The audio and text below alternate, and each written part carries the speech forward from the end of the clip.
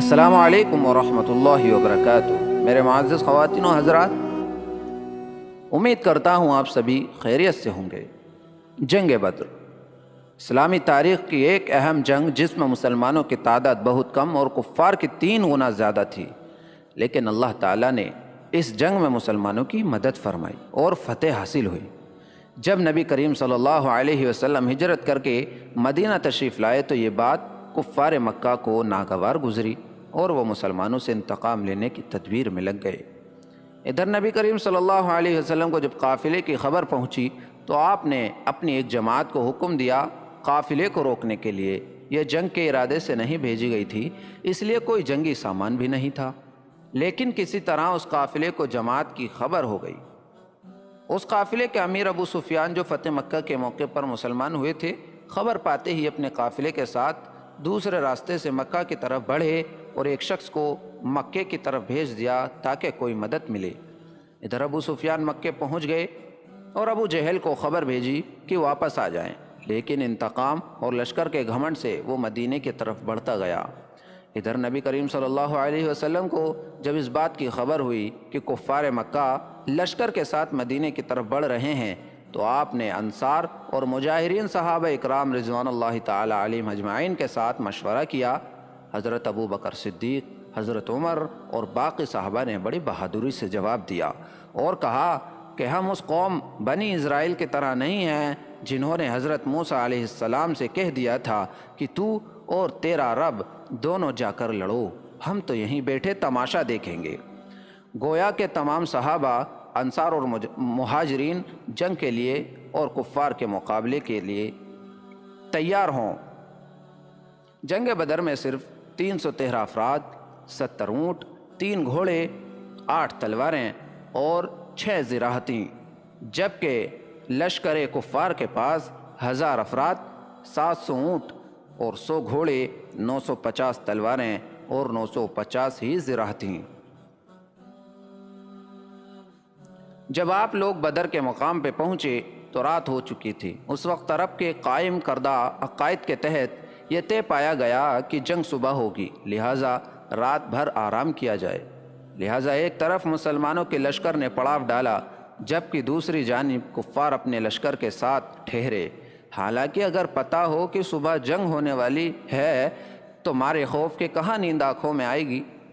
میرے معزز خواتین و حضرات، صحابہ اکرام رضی اللہ تعالی عنہ تو شہادت پانے کی خوشی میں اور جذبہ ایمانی سے سرشار ویسے بھی نہ سو سکے کہ صبح نہ جانے کس کی قسمت میں جام شہادت نوش کرنا لکھا ہو، مگر اللہ تعالیٰ کی قدرت کاملہ کے وقت اس ذات پاک نے تمام اسلامی لشکر کو سکون کی نیند مہیا کی کہ اس سے پہلے صحابہ اکرام کبھی ایسی پرسکون نیند نہ سوئے تھے۔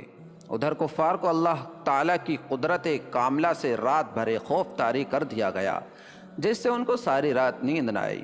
ایک اور چیز کی اللہ نے مسلمانوں کے دلوں میں کفار کے لشکر کو انتہائی کم کر دیا، جبکہ کفار کے دلوں میں یہ خوف ڈال دیا جیسے وہ 313 نہ ہو کر بلکہ 1000 ہوں۔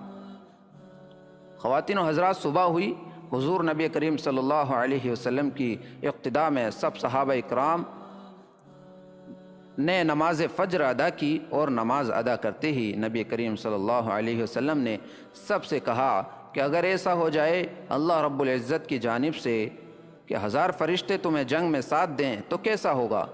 تو صحابہ اکرام رضوان اللہ تعالی علیہم اجمعین مارے خوشی کے جھوم اٹھے۔ پھر فرمایا 3000 آ جائیں، تو پھر تمام صحابہ اور خوشی سے جھوم اٹھے، اور آخر میں فرمایا اگر 5000 فرشتے آ جائیں تو کیسا ہو؟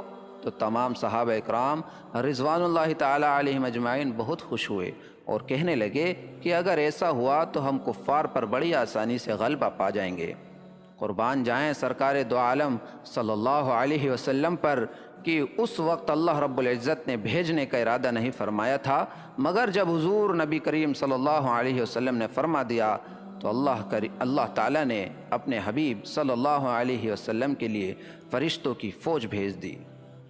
تو جب جنگ شروع ہوئی تو اللہ تعالیٰ نے فرشتوں کو حکم دیا کہ جاؤ اور اصحاب بدر کے ساتھ جنگ میں کفار سے لڑو، اور ایسے جانا کہ تمہارے ہاتھوں میں تیر اور تلوار ہوں جنگی لباس میں جانا تو حکم باری تعالیٰ پاتے ہی فرشتوں کی جماعت سردار ملائکہ حضرت جبریل علیہ الصلاۃ والسلام کی قیادت میں اصحاب بدر کے ساتھ کفار سے جنگ کرنے آ گئے، اور یہ جنگ مسلمانوں نے فرشتوں کی غیبی مدد سے بآسانی جیت لی۔ میرے معزز خواتین و حضرات، بہت سے کفار کے سردار اس جنگ میں مارے گئے، جس سے ان کی کمر ٹوٹ گئی اور بہت سے کفار کو قیدی بنا لیا گیا۔ تو نبی کریم صلی اللہ علیہ وسلم نے صحابہ اکرام رضوان اللہ تعالی علیہم اجمعین سے پوچھا کہ کیا کیا جائے ان کے ساتھ؟ تو سب نے اپنی اپنی رائے دی کہ ان کو قتل کر دیا جائے یا ان کو قیدی بنا کر غلام بنا لیا جائے، مگر قربان جائیں آقائے دو جہاں صلی اللہ علیہ وسلم پر کہ اللہ کریم نے بے شک آپ کو رحمت للعالمین بنا کر بھیجا، تو آپ نے یہ فیصلہ کیا کہ ان سے فائدہ لے کر چھوڑ دیا جائے۔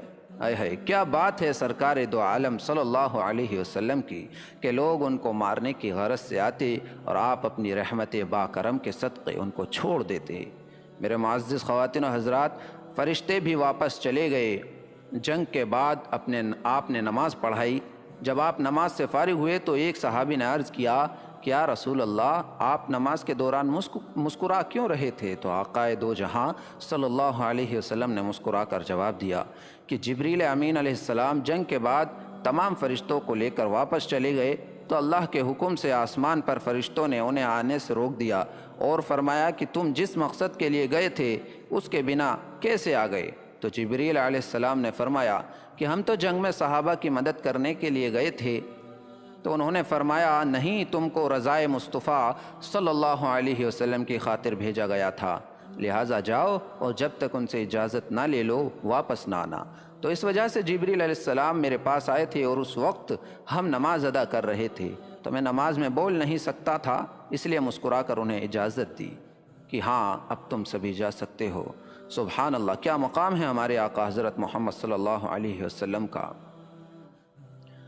میرے معزز خواتین و حضرات، سوچنے کی بات ہے، کفار کے لشکر میں کھانے پینے کا سامان بڑی کثرت سے تھا، روزانہ 11 اونٹ ذبح کر کے کھاتے تھے، جبکہ اسلامی لشکر میں زیادہ راہ کی یہ حالت تھی کہ کسی کے پاس 7 تو کسی کے پاس 2 کھجوریں تھیں۔ میرے معزز خواتین و حضرات، آج ہمارے پاس کیا نہیں ہے بتائیے؟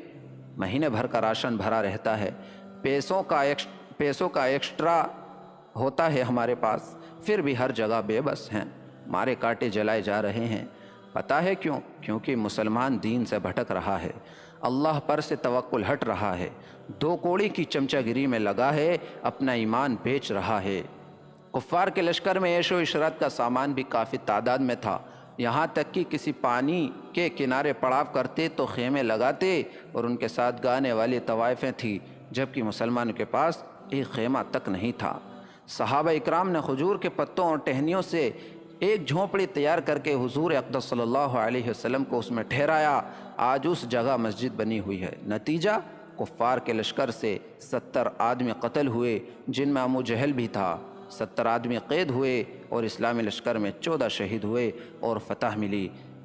میرے معزز خواتین و حضرات، امت مسلمہ اپنے اعمال درست کر اور آنے والے وقت کے لیے اپنی نسلوں کو تیار کر، کیونکہ اب شریعت پر حملہ ہو رہا ہے، آگے اور بھی بہت کچھ ہونے والا ہے، اس لیے اپنے گھر کی عورتوں کی حفاظت کرنے کی فکر کے بجائے گھر کی عورتوں کو دینی کتابیں پڑھنے کو کہیے، ٹی وی سیریل اور بالی ووڈ کی بیہودہ ہوس کی فلموں سے دور کر گھر سے کیبل کی لعنت سے اپنی اور اپنی نسل کی حفاظت کر، تاکہ وہ اسلام کو سمجھیں اور اپنی اولاد کو فولادی بنائیں۔ لبیک یا رسول اللہ، اللہ اکبر۔ میرے معزز خواتین و حضرات، ویڈیو پسند آنے کی صورت میں چینل سبسکرائب کریں اور ویڈیو لائک کریں۔ السلام علیکم۔